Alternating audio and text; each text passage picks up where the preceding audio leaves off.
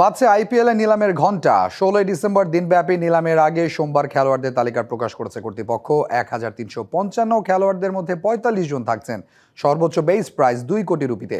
এদের মধ্যে রয়েছে টাইগার পেসার মুস্তাফিজের নামও। 1 কোটি ভিত্তিমূল্যের ক্যাটাগরিতে আছেন অলরাউন্ডার সাকিব আল হাসানও। নামে মিনি নিলাম, তবে আইপিএল খেলতে ক্রিকেটারদের আবেদন দেখলে মনে হবে মেগা নিলাম। ফাঁকা আসনের 18 গুণ ক্রিকেটার আগ্রহ দেখিয়েছে দল পেতে, যেখানে বাংলাদেশের 2 প্রতিনিধি পরিচিত মুখ মুস্তাফিজুর রহমান ও সাকিব আল হাসান।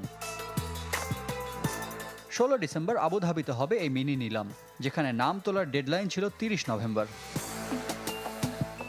10 দল বেছে নিতে পারবে সর্বোচ্চ 77 শূন্যস্থান, খালি আসনের 31 বিদেশি আর 46 ভারতীয় ক্রিকেটারদের জন্য, যার বিপরীতে জমা পড়েছে ভারত সহ 14 দেশের 1355 ক্রিকেটারের আবেদন।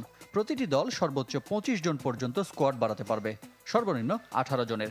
সেই হিসেবেও বিক্রি হবে অন্তত 15 ক্রিকেটার।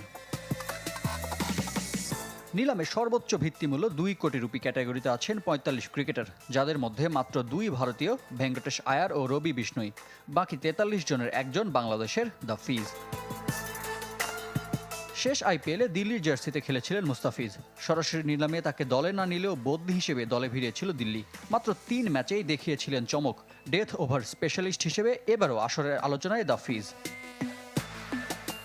গতবার মেগা নিলামে অবিকৃত সাকিব আল হাসান আরও একবার খেলতে চান বিশ্বের সবচেয়ে বড় ফ্র্যাঞ্চাইজি টুর্নামেন্ট।